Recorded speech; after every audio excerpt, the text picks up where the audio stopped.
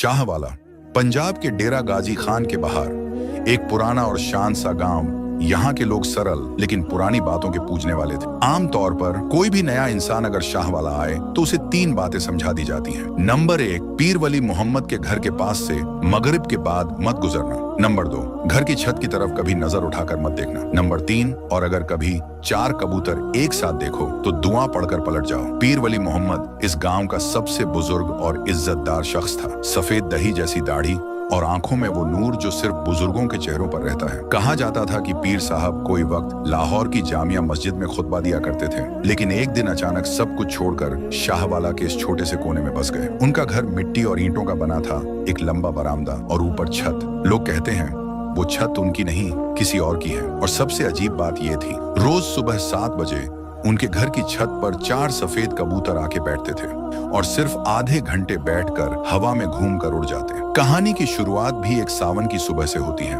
हल्का सा बादल, हवा में सीने को छू लेने वाली नमी और एक नया नौजवान उस्मान जो लाहौर से शाहवाला अपने दादे पीर वली मोहम्मद की देखभाल के लिए आया था। उस्मान को पीर साहब से मिले हुए तो 3 दिन हो गए, लेकिन उन्हें ज्यादा कुछ नहीं कहा था। बस सिर्फ ये, बेटा छत पर कभी मत जाना। लेकिन उस्मान उत्सुक था, शहरी था, अंधविश्वास पे नहीं चलता था। और जब उसने चौथे दिन सुबह 7 बजे वो कबूतर छत पे देखे तो उसने मोबाइल उठाया।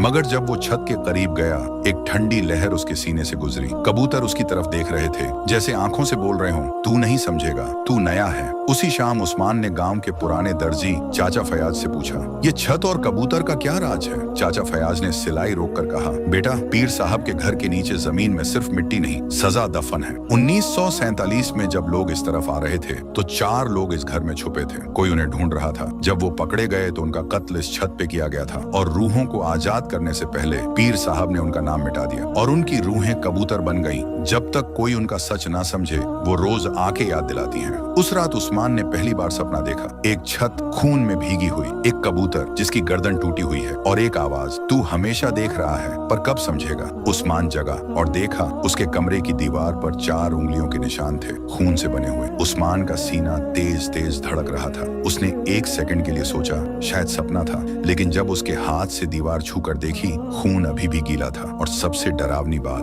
उंगलियों के निशान 4 थे, बिल्कुल सीधे, जैसे किसी ने अंदर से दीवार को ठोका हो। उस्मान ने जल्दी से मोबाइल का टॉर्च ऑन किया। दीवार पे नजर गई, कुछ लिखा था, कैद, रूह, छत। और तभी कमरे की खिड़की जो बंद थी खुद ब खुद खुल गई। ठंडी हवा चलने लगी। कबूतर की एक कली अंदर आई। उस्मान ने देखा छत पर सिर्फ 3 कबूतर बैठे थे। पीछे से आवाज आई, एक चला गया है, बाकी 3 तेरे लिए हैं। उस्मान झट से मुड़ गया, पीछे कोई नहीं था। डर के मारे उसने कुरान उठाई, ताबीज पहनना और सारी रात जागता रहा। सुबह उसने पीर साहब के पुराने कमरे की संदूक खोलकर देखा। हमें एक किताब मिली, किताब में लिखा हुआ था, मैंने 4 को जिंदा दफनाया छत के नीचे। पहली रात उनकी रूह कबूतर बानी। हर साल वो वापस आते हैं, लेकिन एक एक करके कम हो रहे हैं। जब 4 छोड़ के चले जाएंगे, वो जिसे चुनेंगे उनमें से कोई वापस आएगा। उस्मान ने डायरी को जोर से बंद किया, मगर एक औरत की चीख उसके कान फाड़ गई। मैं नासिरा हूँ, मेरा इंसाफ कब होगा? उस्मान ने फैसला किया, वो छत पर जाएगा, वो समझेगा कौन थे वो 4 और पीर साहब ने क्या किया। उस रात जब उस्मान छत पर गया,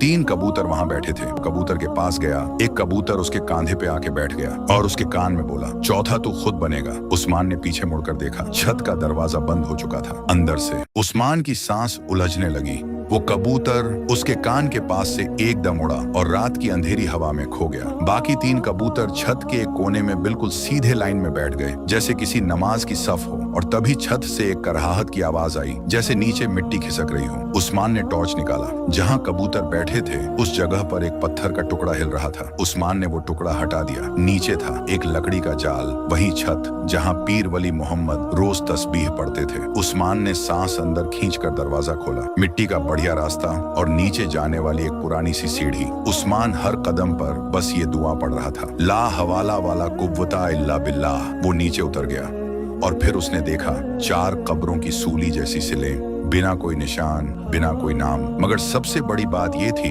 एक कब्र ताजगी से मिट्टी उठी हुई थी, जैसे अभी भी किसी ने अंदर से हाथ निकाला हो। उस कब्र के पास था एक कबूतर जो बस घूर रहा था। तभी अचानक टॉर्च बंद हो गया। अंधेरा, सिर्फ सांसों की आवाज और एक आवाज, मुझे जिंदा दफना दिया गया। साइमा हूँ मैं, 14 साल की थी, न गुनाह समझा न जिंदा छोड़ा। उस्मान का गला सूख गया। आवाज घूम रही थी, दीवार से टकराकर उसके अंदर घुस रही थी और उसके हाथ में अचानक कुछ चिपक गया। तावीज। उस तावीज पे लिखा था, जब चौथा कबूतर इंसान बन जाए, रूहें आजाद होंगी या नई कैद शुरू होगी। उस्मान ने पीछे देखा, 4 कबूतर फिर से लाइन में बैठे हैं, मगर अब उनके रंग सफेद नहीं, स्याह हो चुके हैं। उनकी आंखों में खून और मुंह में तस्बीह के दाने। और तभी छत के ऊपर से पीर वली मोहम्मद की आवाज आई, मैं चारों को कैद करने के लिए जिंदा रहा, अब तू चौथा है, तेरी रूह वही बनेगी जो तू समझता है, चुन इंसाफ या अपना जीवन। उस्मान जोर से चिल्लाया, क्या मैं अब कबूतर हूँ? आवाज आई, अब तू इंसान नहीं, फैसला है। उस वक्त छत की हवा एकदम रुकी, कबूतर उसके चारों तरफ घूम गए और उसकी आंखों के सामने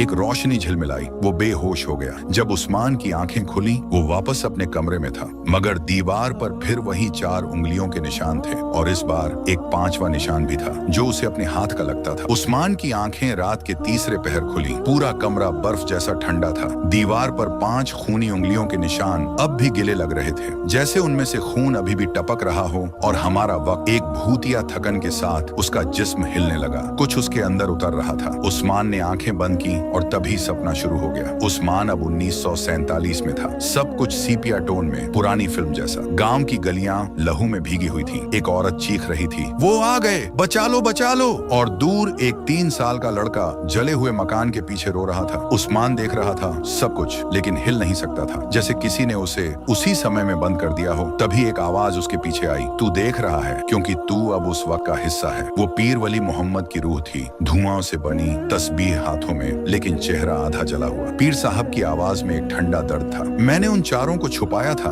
मगर उनका गुनाह बड़ा था। रफीक ने एक पूरी बस्ती जला दी थी अपनी प्रॉपर्टी बचाने के लिए। नासिरा ने 5 हिंदू बच्चों को मदरसा के अंदर बंद कर दिया था। माजिद हर वक्त हंसता था क्योंकि उसने लाहौर में 3 लोगों का गला काटा था, सिर्फ देखने के लिए कैसा लगता है। और साइमा, उसने कुछ नहीं किया था, पर वो उन सब के साथ थी और कभी चिल्लाई नहीं। उस्मान ने पूछा, तो आपने क्या किया? पीर साहब की आंखें लाल हो गईं। मैं इंसान था, मैंने सोचा इन्हें अल्लाह के हवाले कर दूं, लेकिन रूहानियत के नक्श के डर से मैंने खुद फैसला किया। मैं उन्हें छत के नीचे जिंदा दफनाकर ताबीज बांध दिया। तभी हवा में एक कबूतर उड़ा, लाल आंखों वाला, और सपने में ही उस्मान उस कबूतर के पीछे भाग गया। वो कबूतर उसे छत के उस कोने में ले गया जहां एक पत्थर का स्लैब था। स्लैब हटा तो उस्मान ने देखा एक चाबुक, छोटी, बचपन वाली, साइमा, और उसके गले में वही तावीज झलक रहा था जिसमें लिखा था, अगर इंसाफ पूरा न हो तो चौथा कबूतर इंसान बनकर वापस आएगा। उस्मान ने सपने में वो तावीज उठाया और जैसे ही उठाया छत हिली। सपना नहीं, असलियत हिल रही थी। उस्मान ने झट आंखें खोली। वो अब फिर अपने कमरे में था, मगर एक नई चीज थी।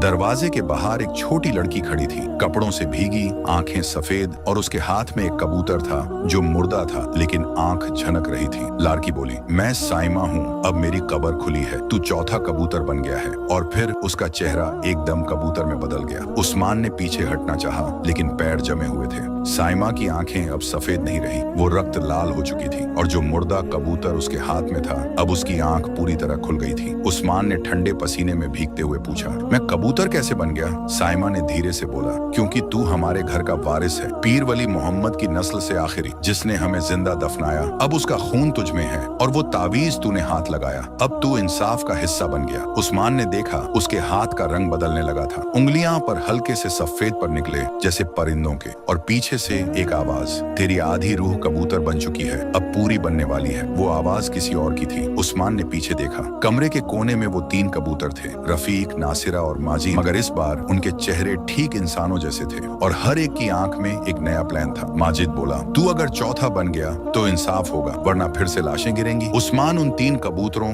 रफीक, नासिरा, माजिद के सामने खड़ा था। उसका आधा जिस्म अब भी इंसान था, मगर हाथों पर निकल चुके थे। दिल में एक ही सवाल था, मैं क्या करूं?